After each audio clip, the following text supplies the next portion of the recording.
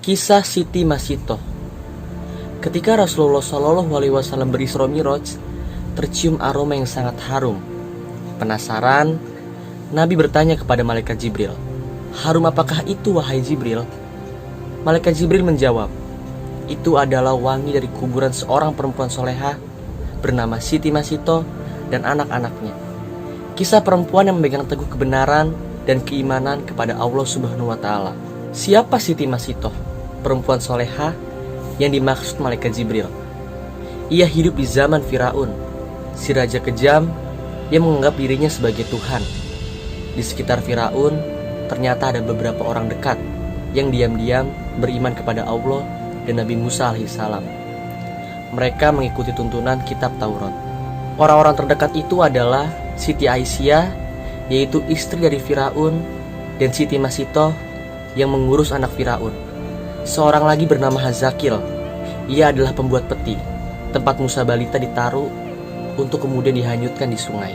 Di istana, Hazakil menjadi orang kepercayaan Firaun. Ia menikah dengan Siti Masito. Suatu hari terjadi perdebatan sengit antara Firaun dengan Hazakil.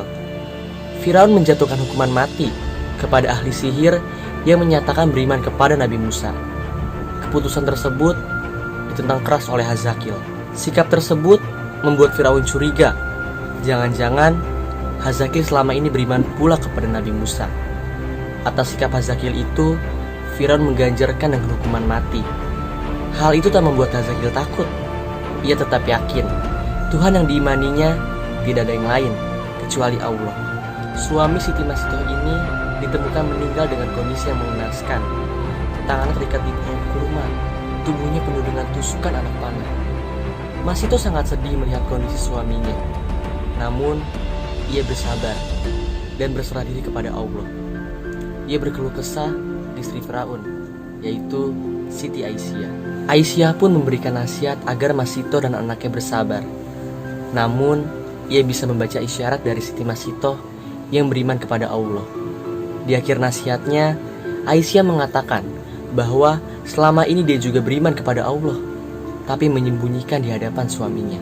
Sepeninggal suaminya, seperti biasa, Masito menjalankan tugasnya sebagai perias putri Firaun. Ada kisah sepele, tapi berdampak besar. Gara-gara sisiran terjatuh, akhirnya terungkap jati diri Masito. Saat itu, Masito sedang menyisir rambut anak Firaun.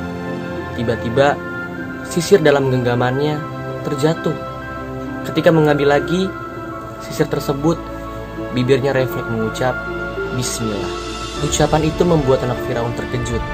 "Apakah ucapan yang kamu maksud adalah bapakku?" tanya anak Firaun. Siti Masito dengan jujur mengatakan bahwa maksud kata itu adalah Tuhan sesungguhnya, bukan junjungan untuk Firaun, yaitu Robku juga Rob ayahmu, yaitu Allah Subhanahu wa Ta'ala. Karena tidak Tuhan selain Allah. Jawaban itu membuat anak Firaun tersinggung. Berarti ada Tuhan lain kecuali bapaknya.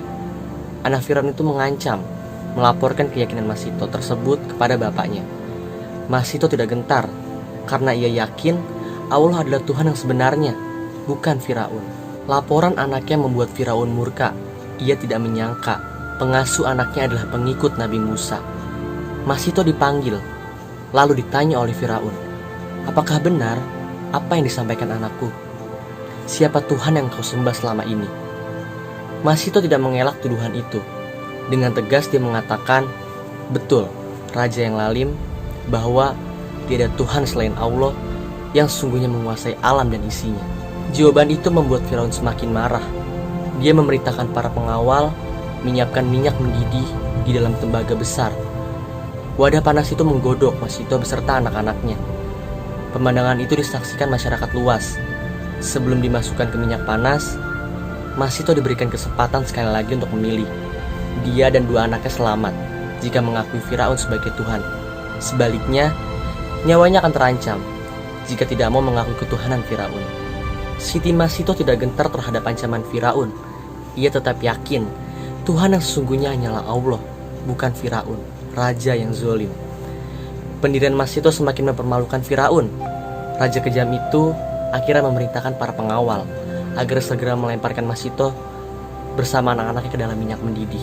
Kisah ini disampaikan malaikat Jibril kepada Nabi Muhammad SAW bahwa Firaun memerintahkan melemparkan anak Masito satu persatu di hadapan ibunya, hingga yang terakhir bayi yang sedang menyusu dalam pelukan Masito. Ibu mana yang tega menyaksikan satu persatu anaknya tergerus minyak panas. Ketika giliran bayi terakhir akan dimasukkan tembaga panas, Masito sempat ragu. Kekuasaan Allah menciptakan bayi itu tiba-tiba bisa bicara. Jangan takut dan sangsi wahai ibuku, karena kematian kita akan mendapat ganjaran dari Allah SWT, dan pintu surga akan terbuka menanti kedatangan kita. Riwayat lain, bayi Masito meyakinkan ibunya, sabarlah wahai ibuku, sesungguhnya kita dalam pihak yang benar. Wahai ibu, masukkanlah, karena sesungguhnya sisa dunia lebih ringan daripada siksa akhirat. Kekuatan anaknya membuat keraguan Masito hilang. Dengan yakin dan ikhlas kepada Allah, Masito membaca, Bismillahi tawakkaltu alallah wallahu akbar. Siti Masito dan bayinya terjun ke minyak mendidih. Ajaib, begitu minyak panas mengerus raga orang-orang istiqomah, tercium wangi yang sangat harum dari dalam kuali. Allah telah membuktikan kepada hamba-hambanya yang istiqomah. Ketika Masito dan anak-anaknya dilemparkan satu persatu ke dalam kuali, Allah terlebih dahulu mencabut nyawa mereka, sehingga mereka tidak merasakan panasnya minyak mendidih. Tulang belulang Masito bersama anak-anaknya dikubur di suatu tempat, hingga mengeluarkan wangi yang sangat harum. Aroma itu tercium oleh Rasulullah SAW ketika perjalanan Isra Miraj. Itulah kuburan Masito bersama anak-anaknya, kata malaikat Jibril.